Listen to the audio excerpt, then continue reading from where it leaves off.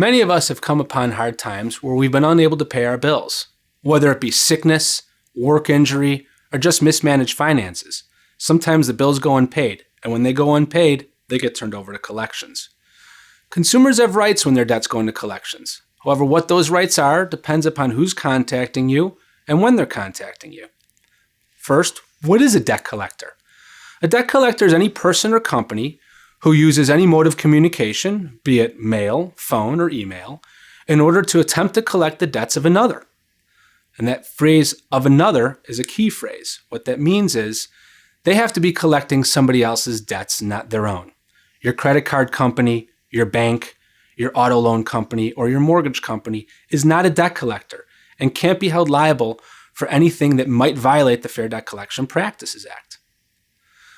So a debt collector is a company that collects somebody else's debts. And what can they do? Well, they can call you, they can write you letters, or they can report this debt to the credit bureaus.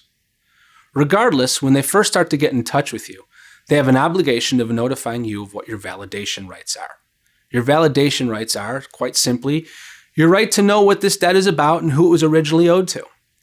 So, after first contacting you, the collector has to send you something in writing that lets you know that you have the right to dispute this debt within 30 days of getting that letter. You have the right to seek validation of that debt by making a written request within 30 days of getting that letter. What happens when you make that validation request? If within 30 days of getting the collector's first letter you do make a validation request, they have to stop all collection activities right there and provide you validation. They have to let you know what this debt is about and who the original creditor is. They can't go on collecting the debt either. Once they get your letter, they have to make a decision to either discontinue collecting the debt or provide you this validation. And there's no time limit to provide you this validation. They could take 30 days. They could take 6 months to get you this validation, as long as they don't attempt to collect the debt throughout that time where they haven't validated the debt.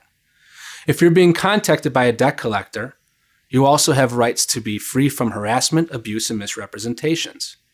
If you're dealing with a debt collector and you want your rights reviewed, call us at SmithMarco. We handle claims against debt collectors.